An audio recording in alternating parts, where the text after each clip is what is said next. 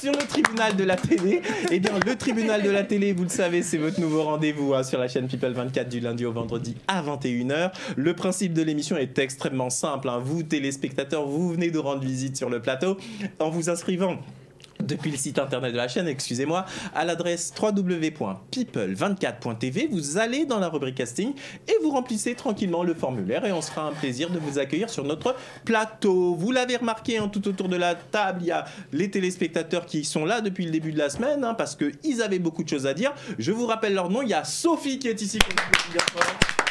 À côté de Sophie, il y a la charmante Delphine qui est là, qui est attachée de presse, qu'on applaudit bien fort. Celle qui nous vient du Sénégal, qui est tout de blanc vêtu, qui s'appelle Priscilla, qui est là. Face à elle, il y a notre ami Mejdi qui est là. À côté, il y a Christelle, qu'on va entendre dans un instant, qui est là également. Et vous l'avez reconnu, il est là, fidèle au boss. Vincent Roncelli est là également. Immédiatement, je vais donner la parole à notre ami Mejdi. Mejdi, de quoi vous voulez nous parler aujourd'hui ? Aujourd'hui, nous manquons réellement d'effectifs de police nationale et de gendarmes sur le territoire. Alors Mejdi veut nous emmener un sujet bien sérieux. Alors bien la voix sérieuse aussi. On a vu qu'il a changé de ton. Tout à fait. Je suis capable de passer de la télé-réalité jusqu'au sujet sérieux. Alors, on vous écoute, mais est-ce que c'est juste une question ? Est-ce que vous avez vu un reportage, une émission de télé qui a traité ce sujet, qui a fait que vous avez eu envie d'en parler là ? Non, en fait, j'ai simplement vu le ministère de l'Intérieur parler sur BFM TV il y a peut-être 24 heures en arrière. Le ministre de l'Intérieur. Le ministre de l'Intérieur, Christophe Castaner, qui parlait des manques des effectifs de police et de gendarmes par rapport aux quartiers défavorisés. Certes, c'est vrai, sur le territoire, on manque énormément de police et de gendarmes. On a délaissé les zones défavorisées telles que les quartiers, que ça soit sur Paris, que ça soit sur Lyon, que ça soit sur Marseille. La délinquance a pris une place énorme dans la société et c'est pas normal. Encore il y a une semaine, on a entendu parler d'un jeune qui s'est fait poignarder sur Paris, un jeune de 16 ans, à cause d'une rixe. Tout était parti d'une rixe. Alors attendez, mais je dis ce qu'on va faire, c'est qu'on va regarder les images parce qu'on a les images et que nos amis téléspectateurs se fassent leur opinion. On regarde ces images immédiatement.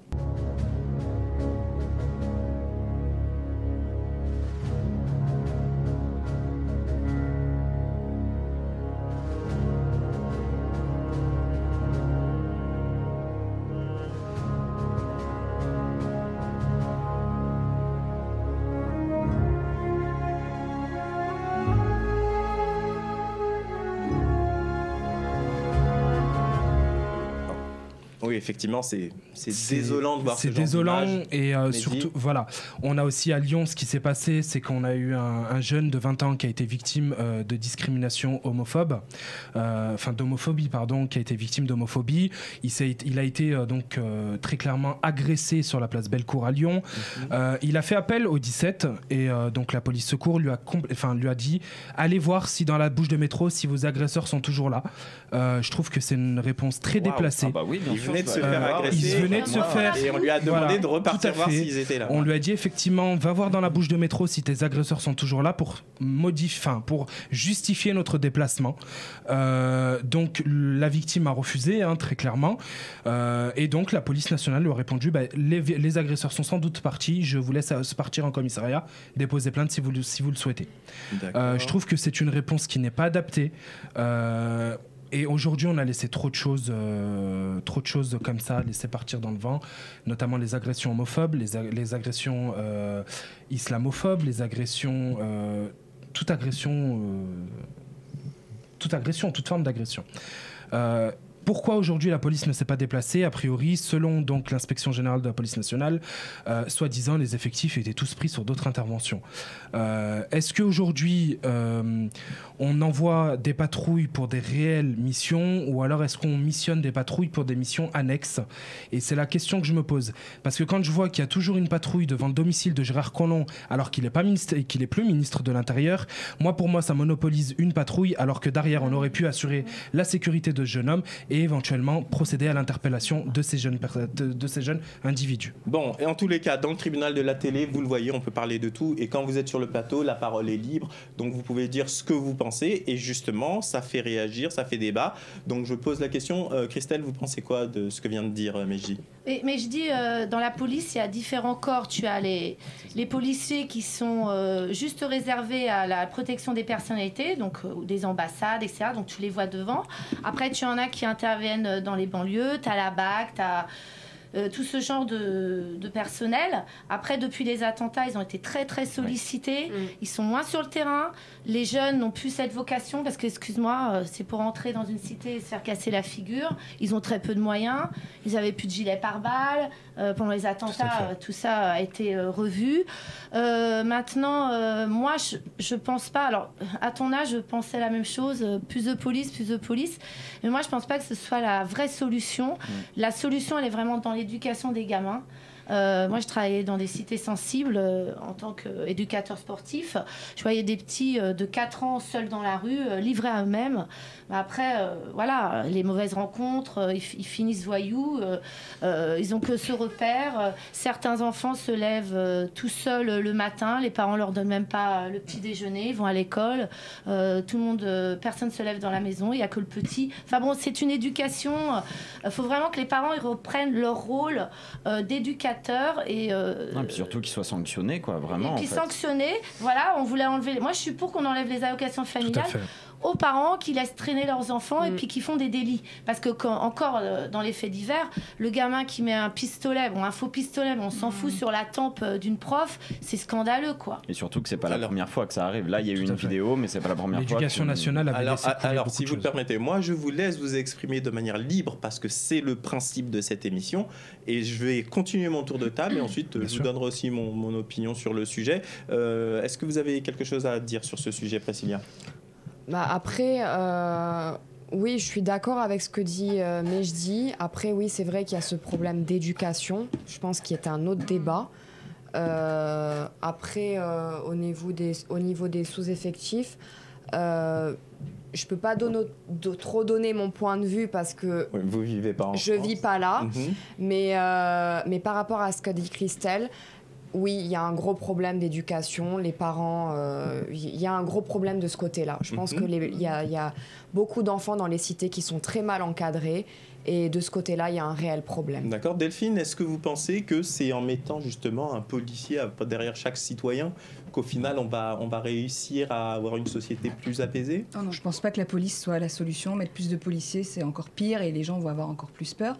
Mais ce que tu dis fait écho à tellement de choses qu'on entend...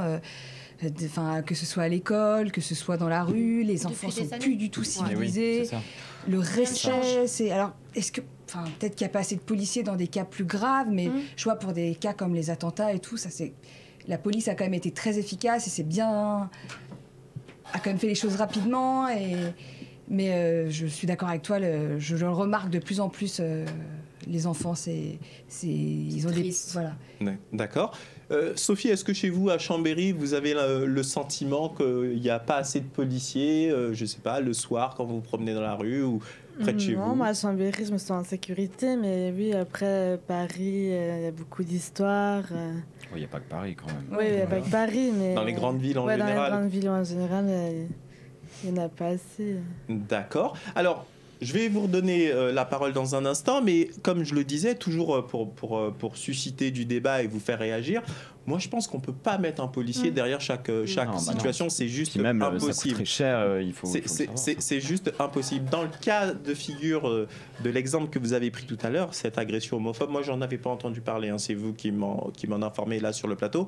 Effectivement, la réaction du policier à l'autre bout du fil peut comme ça paraître extrêmement choquante, mais effectivement, à supposer, parce que pourquoi mettre aussi leurs parents en cause ? Peut-être que c'est tout simplement vrai que d'autres patrouilles, parce qu'il n'y a pas forcément beaucoup de patrouilles à un moment donné, peut-être que d'autres patrouilles étaient très occupées et la personne a effectivement eu la maladresse de dire regardez, s'ils sont là, on va peut-être envoyer quelqu'un en urgence pour essayer de l'interpeller. Mais du fait que ce soit passé dans le métro, ils se sont peut-être dit avec les vidéosurveillances, effectivement, en cas de dépôt de plainte, ils pourront peut-être remonter jusqu'à eux. Donc, c'est pas toujours, vous voyez, une manière peut-être pour les forces de l'ordre de ne pas vouloir intervenir ou quoi que ce soit. Et sachez, enfin moi j'aime bien le dire aux jeunes que je croise dans le cadre de ces émissions, aujourd'hui la police a des moyens d'investigation et d'enquête qui sont juste colossaux que les gens ne soupçonnent même pas.